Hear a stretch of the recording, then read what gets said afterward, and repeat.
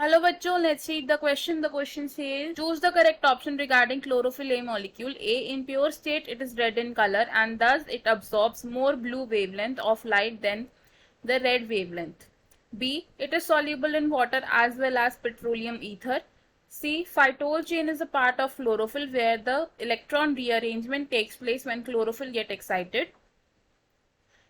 D, molecular formula of chlorophyll A is C55H72O5N4Mg। तो question में हमसे पूछा है कि क्लोरोफिल ए के रिगार्डिंग में कौन सा ऑप्शन करेक्ट है फ्रॉम द गिवन स्टेटमेंट्स। अब क्या करेंगे, सबसे पहले की कॉन्सेप्ट समझेंगे।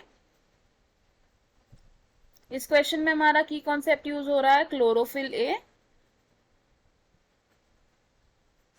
क्लोरोफिल ए, तो क्लोरोफिल ए क्या है? एक प्राइमरी फोटोसिंथेटिक पिगमेंट है। प्राइमरी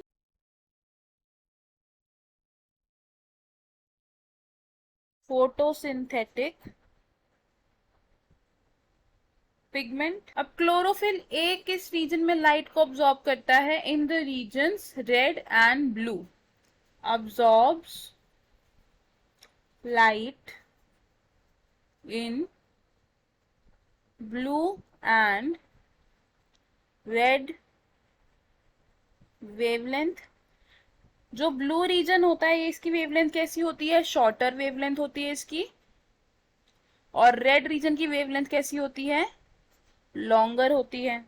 और अगर हम क्रोमैटोग्राम पर ऑब्जर्व करें तो क्लोरोफिल ए का ओरिजिनल कलर क्या आता है? ब्लूइश ग्रीन कलर आता है।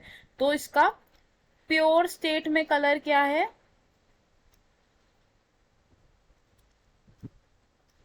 ब्लूइश ग्रीन कलर है। और अगर स्ट्रक्चर ऑफ क्लोरोफिल ए की बात करें, स्ट्रक्चर की बात करेंगे तो क्लोरोफिल ए का स्ट्रक्चर कैसा है? इसे हम बोलते हैं cyclic tetrapyrrole ring. Cyclic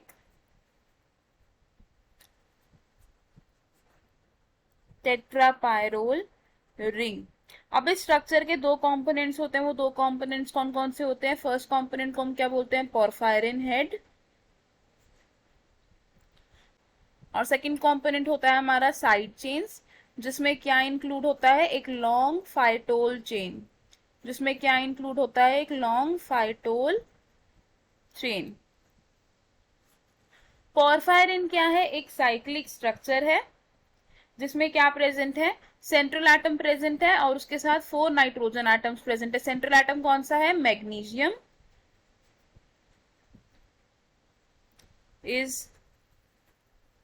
central atom. और मैग्नीशियम होता है chelated with 4 nitrogen atoms.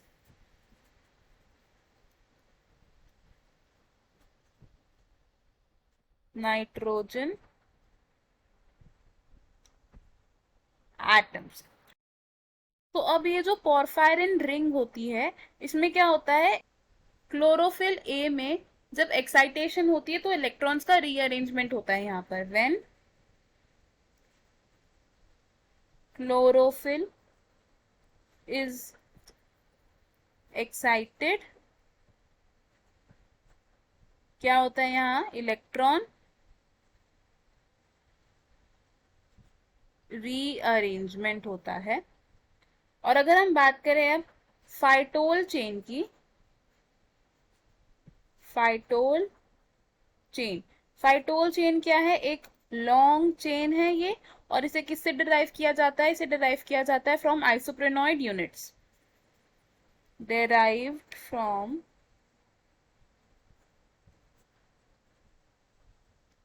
isoprenoid units. अब क्लोरोफिल ए के अगर हम सॉल्युबिलिटी की बात करें तो क्या होगा? सॉल्युबिलिटी कैसी है क्लोरोफिल ए की? जो क्लोरोफिल ए का मॉलिक्यूल होता है वो वाटर इनसॉल्यूबल होता है। वाटर इनसॉल्यूबल है, लेकिन ये ऑर्गेनिक सॉल्वेंट्स में सॉल्यूबल होता है। सॉल्यूबल इन ऑर्गेनिक सॉल्वेंट्स जैसे कि पेट्रोलियम ईथर।